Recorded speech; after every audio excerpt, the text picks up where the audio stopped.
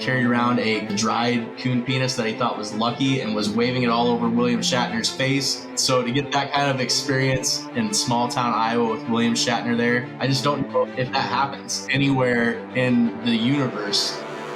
Welcome to Damn It, Jim, the podcast. My name is Dana Smith, and as always, I'm joined by my good friend, Dan Calzaretta.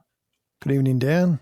Dana, we're back at it for the second part of our interview with famous people from Riverside, Iowa. Tonight, we're going to be talking to Travis Riggan. Travis is the chairman of the TrekFest Committee. Yeah, that's right. It's a great interview, so I think our listeners will enjoy it. So, Dan, we recently found out who the special Star Trek guest star is for TrekFest this year. Do you want to share that with us? Yeah, the guest celebrity for TrekFest 38 is Chase Masterson, and our listeners might know her as starring as Leeta on Star Trek Deep Space Nine. She was on that show for 5 years. Great character on the show, and she should be a really, really good guest celebrity for everyone who attends TrekFest this year. Maybe at some point we'll be fortunate enough to interview her. Yeah, that would be pretty cool. We'll have to talk to Travis and see if he can't hook us up. So, Dan, last week we talked to Steve Miller, who's the man who came up with the idea of naming Riverside, Iowa as the future birthplace of Captain James T. Kirk. We put information out on Facebook and, of course, YouTube. And wow, we had quite a response to our posts and to the podcast. Yeah, in fact, on all the places that we post on Facebook, if you just tallied up all those responses, it was almost 1,000. Pretty amazing response. A few people pointed out that Riverside is not Star Trek canon. And then, of course, in the new Kelvin timeline, Kirk is born in space, but apparently lives in Riverside, Iowa. Well, we do have some comments on YouTube for some previous episodes, Dana. I thought I would share a couple of those. One from mflem299 said, "You guys crack me up. How about a red t-shirt like the kind the security guy wears that reads, 'We're in some deep Schmidt here.'" I like it. I like it. It's awesome, isn't it? Yeah. And then he also says, I would rather listen to your podcast than watch the old episodes. You're much more entertaining. So thank you very much, mflem299. J.D. Lewis wrote about City on the Edge of Forever that in Britain, nurses are referred to as, quote, sisters. Since Edith speaks in a British accent, perhaps Edith is a nurse from Britain. No, it's good. Good theory there, Dana. And then another listener wrote about the alternative factor, which was about a month ago. "You have accomplished the impossible. Congratulations. Your podcast took the single worst Star Trek episode ever, and your remarks made it incredibly entertaining. Keep up the good work." So those were some nice comments, I thought. Excellent comments. And then we did have a couple comments on Facebook regarding our conversation with Steve Miller. One is, I really hope any kid born on that day is named James T. Kirk. A lot of people said that they have visited Riverside, thought it was great. People posted their picture next to the Captain Kirk birthplace memorial. You've been there. I haven't. So it's definitely someplace I want to get to. And I think we're making plans to make that happen. Yeah, in 2024. Also, one last thing, Dana, before we pop into the interview with Travis Riggan, is we still have our end of season 1 survey open for one more week. We would love to have people fill out that survey. It only take you maybe 2 or 3 minutes. You can go to our Facebook page. We'll have the link up there, as well as on other Facebook pages that have to do with Star Trek. We'll make sure to include the link. And there's a special Star Trek prize that people will be eligible to win, and we'll choose one of the respondents to the survey in about 2 weeks to win that prize, and we'll mail it off to them. So as a reminder, Travis Riggan is the chairman of the TrekFest Committee, as you mentioned earlier, and you start out the interview by asking him how much he gets paid. I was curious. Chairman sounds like a high-paying job. We'll find out whether it is or not. All right, let's go to the interview. Does it pay well?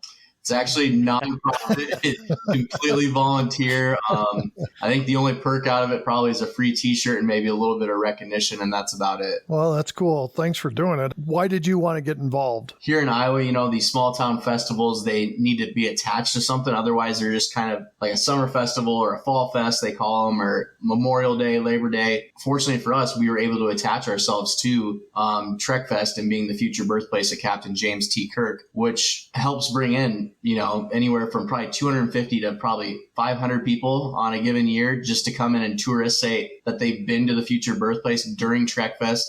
They got dressed up during the costume contest. They did the trivia. They got the meet and greet, the autographs, just kind of the whole 9 yards.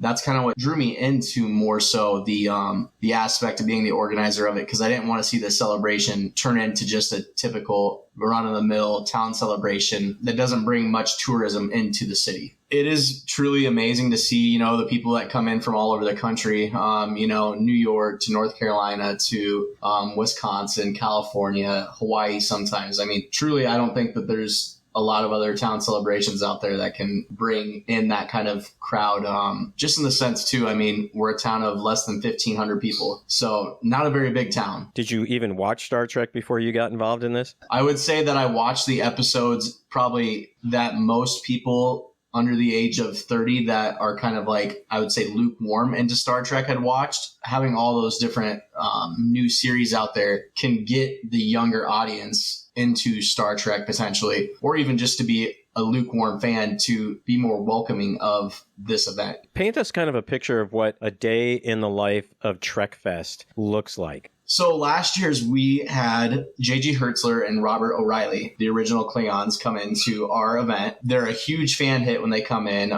They like to be in with the crowd and the people. So for our Star Trek fans coming in, something that they can expect is probably the most arm's reach experience to a celebrity when it comes to our event compared to going to your normal festival or convention that you might be separated by a clear plexiglass wall or a table that you awkwardly have to pose over. This is a very, very up close and personal event. You have a chance to get a picture with that person at the costume contest, or maybe it's even at the autograph session, or it could be at the Q&A. We want to be that entry-level festival that can experience some of that nature that a sci-fi fan is looking for, and also saving them some money rather than spending a couple $100, maybe even $1,000 if you're looking at something like the Star Trek cruise, for example. But the rest of the celebration, we have a parade, costume contest. We just started a new event, a model crafters exhibit, so people can put together their sci-fi ships or their sci-fi cities that they build and model that kind of stuff. And that was a pretty big hit. We had 30 plus entries last year. And this year, supposedly, it's looking like we might get up to like 75. Last year, we auctioned off a Batlift guitar. So it was like a Klingon-shaped sword. Last year, we came up with the idea of moving our beer tent closer and changing the name to that to the Riverside Shipyard. We had a signature beer from a brewery that was made that was called Sector 47. And that was done by a local beer sponsor. And also, they're going to be doing it this year. And so at the shipyard, after the parade, we bring in our USS Riverside replica. It looks very much similar to a standard starship. So that was parked down there. So, I mean, you could have a beer, you could be standing next to it, get a picture. For our event, too, there's no tickets. You don't pre-buy a ticket. You show up, you can camp, you can get a hotel 10 minutes away. If you want to go to the model exhibit, it is a free entry. If you want to go to the costume contest, it's a free entry. If you want to go to one out of any one of our concerts that are in the park during this weekend that are from some of the top artists in the area, and I mean, those are all free. The only paid things that are actually out there is if you want to get an autograph and a photo, it's anywhere between $20 and $40. Our events that are Trek-wise are spaced out far enough that there is some leeway and stuff. Like the Q&A, for example, there was one year in the past 5 years that the Q&A went for 3.5 hours. We're just sitting up there, a room full of about 150 to 200 people chatting with this celebrity and asking them questions. And something in the future that I'd like to do, because we have that partnership with a local brewery, I would love to do like a Stars and Pints, or like a maybe like a beer tasting that would be like a podcast that somebody could, interview the star, make sure it's like a one-on-one experience, maybe a 50 to 100 people can be there, and each one have tables. You get a signature mug, you get your picture taken with the celebrity, you're having a beer with this celebrity, and as well as have a couple podcasters up there on stage. I think people want to come here and experience it just to check it off their list. Because I think we were collapsed at one time, but now with all this new stuff, it's widening the horizon of the exposure that it's getting. And I think we've got some younger viewers that are kicking into it and really tuning in. And with all those new series, like you said, it just is bringing, especially with the Chris Pine movies and all the series that are out now, it's just reaching those people and letting them know that, hey, there's this really cool event that goes on in Riverside, Iowa, and you got to get to it. If it wasn't for the Chris Pine movies with J.J. Abrams directing it, I'm probably not sitting in the seat saying I'm chairman of TrekFest 37, because realistically, I didn't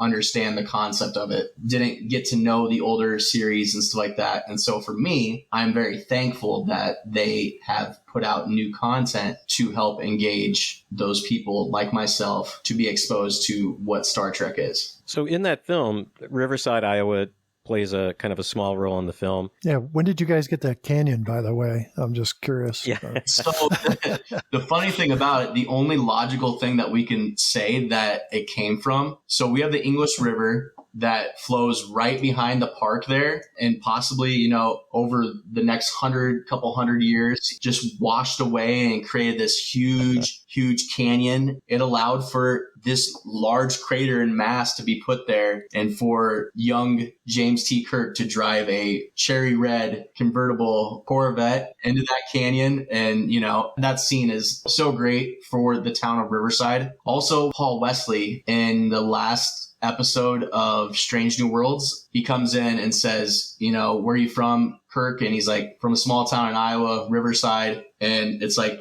that's all we need too. It's like a little bit of claim to fame, throw the name out there. And it's going to do our event a good service, because it's going to allow us that following.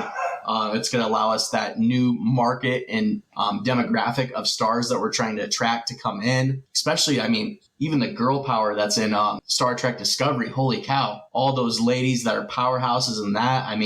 There's a lot of great celebrities to now choose from in the Star Trek universe to get in for a very up close and personal experience like our event, TrekFest. When the movie came out, you had a special showing in Riverside, is that right? Not in Riverside.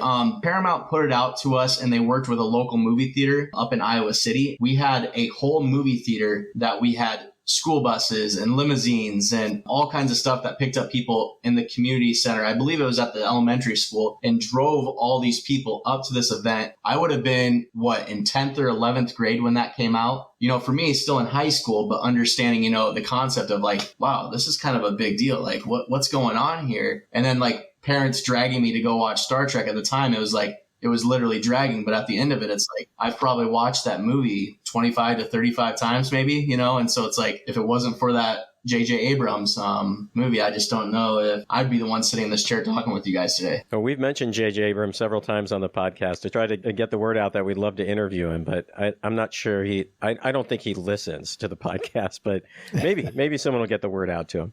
Well, I'll keep on name dropping him here throughout this interview if you need me to.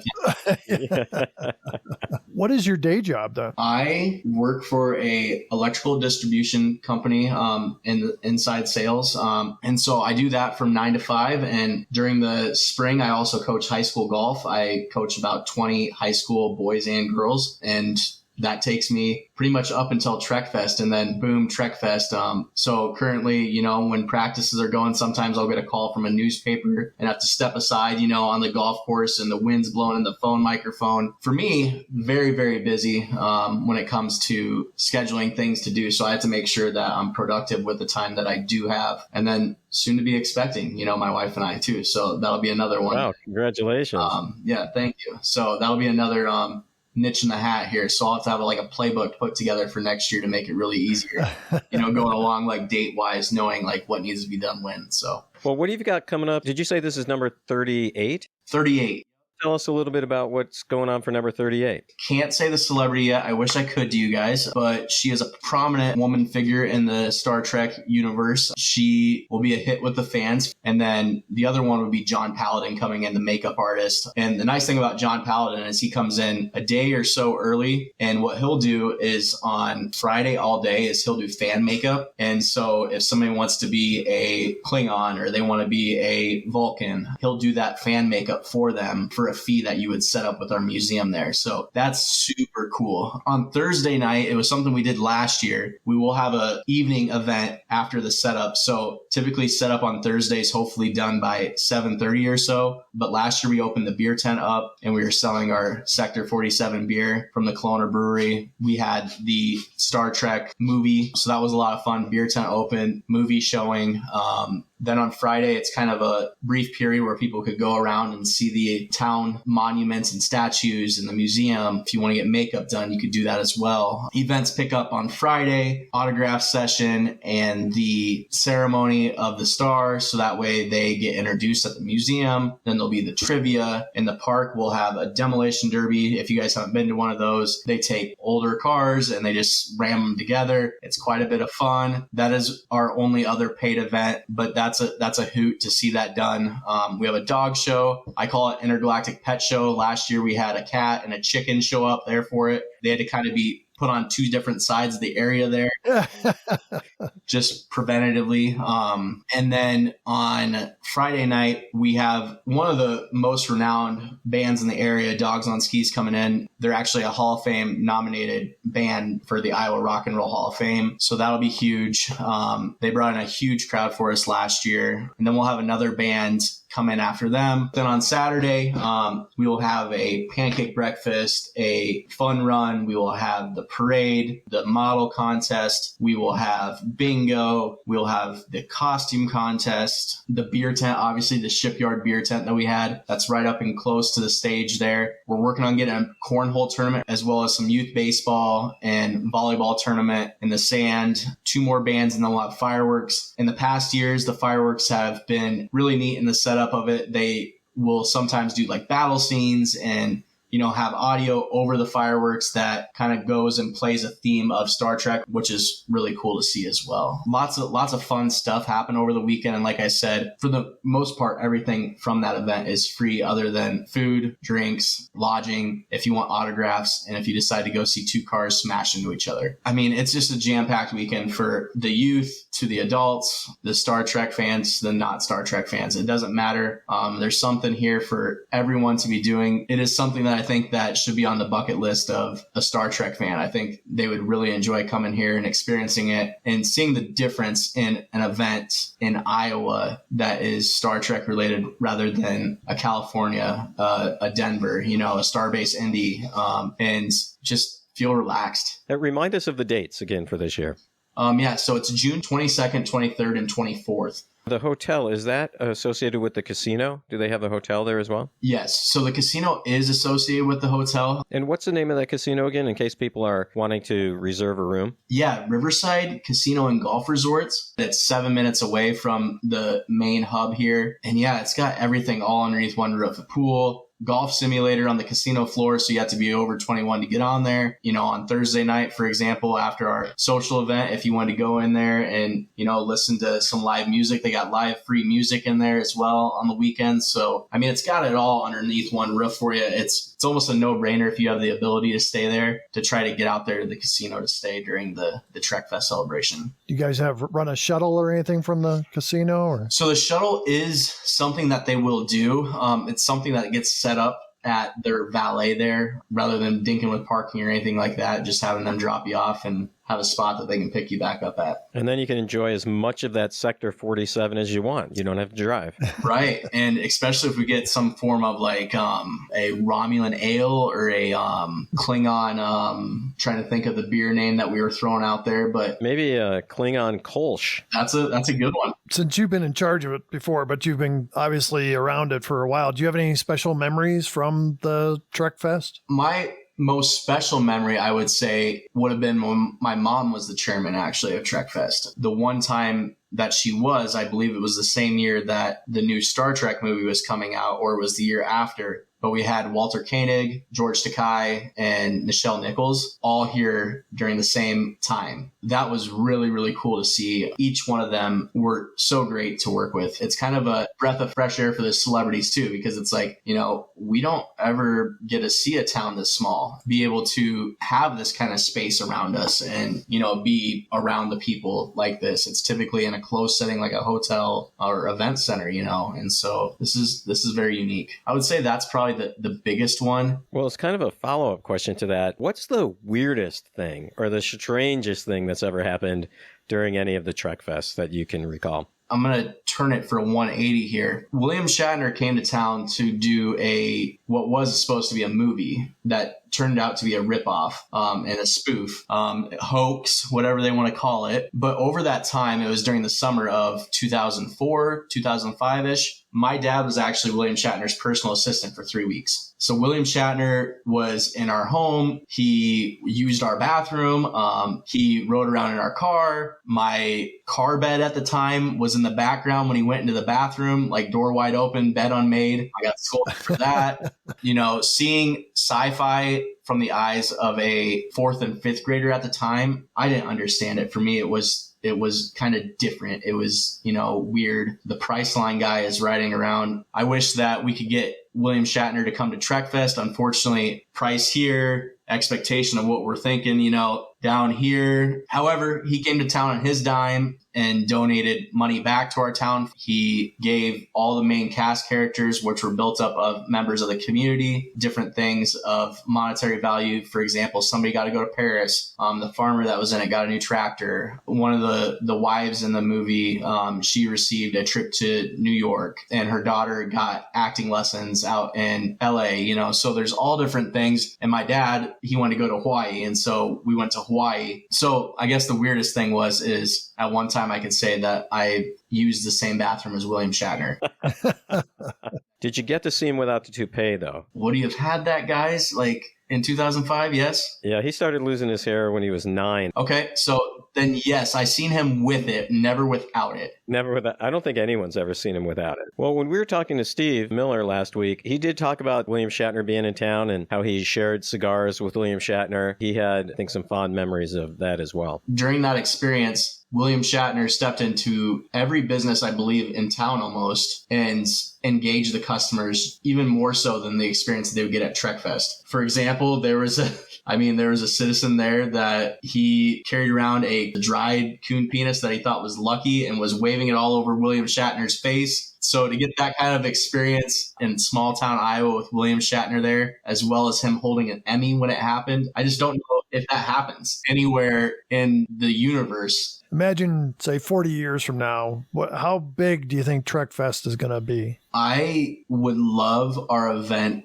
to, within the next couple of years, to reach the mark that you could say that there's 5,000 people that were at TrekFest. Within the next 20 years, I would think that if our event could get 10,000 people there over the course of TrekFest weekend, I think that would be a huge achievement for not only our town celebration, but also the brand of Star Trek. In 200 years, do you think that the name James, middle name Kirk, add last name of citizen of Riverside, Iowa, how many James Kirks do you think are going to be born in Riverside, Iowa in 200 years during that birth year? Well, I can tell you that there will not be a James T. Kirk for my child that's coming into the future this coming summer.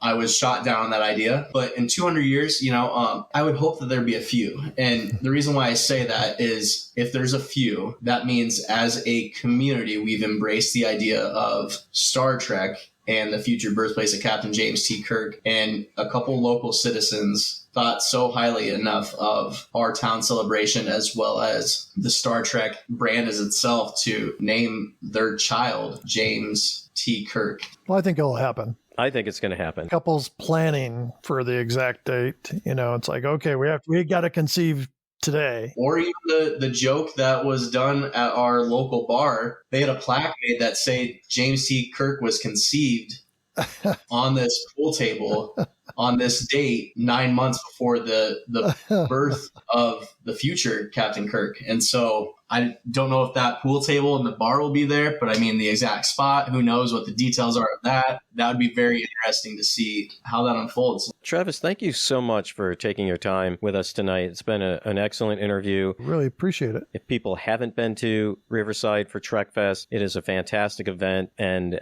like I said, I went a long time ago and it was awesome. It sounds like it's even better now. Once again, give us the dates. Yeah, so it's June 22nd, 23rd, and 24th. Well, that sounds awesome. I wish I could be there this year. Definitely going to try to make it the following year. For your guys' fans of the show, and you guys both for your schedule, looking to 2024, it is always the last full weekend of June. You guys just bookmark that, know it. It's like last weekend in June. It's TrekFest. It's going on my Google Calendar tonight so that nothing else gets scheduled.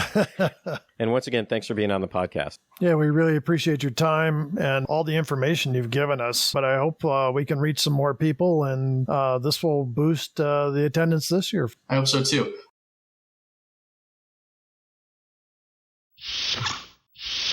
Dana, next week, we start season 2. Can you believe it? I'm kind of excited for season 2.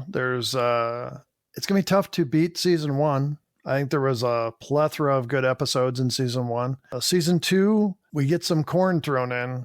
It gets a little corny at times, but there are some great episodes. I agree. I totally agree. We start off with Amok Time. And we get introduced to a new character in season 2. One of my favorites, actually. Chekhov. That's right. The whole reason they put him in was to attract younger viewers. Yeah, and he's been to Riverside several times. Yeah. Well, good. Well, so next week we've got Amok Time. That'll be exciting. And once again, a reminder for people to please fill out the end of season 1 survey. You'll be able to find the link on Facebook. And we've got a great prize that we're going to draw from one of the respondents to the survey. And we'll mail that out to someone. We'll announce that again in a couple weeks. All right, Dan. Well, another episode in the books, and we're just 1 week away from starting season 2. Yeah, it's going to be exciting. Hey, enjoy the rest of your week, Dana. You too, Dan. As always, it's been a pleasure. Thanks again to all of our listeners who comment on Facebook and send us messages. Until we meet again, live long and prosper. Thanks once again for listening to Damn It Jim, the podcast. Please send us an email at dammitjimpodcast@gmail.com or join the discussion on Facebook, Twitter, or YouTube. Remember to fill out our end of season 1 survey. You've got another week to get that done and be entered to win a great Star Trek prize. Make sure to join Dana and Dan next week for the beginning of season 2 with Amok Time. Have a great rest of your week, and remember to live long and prosper.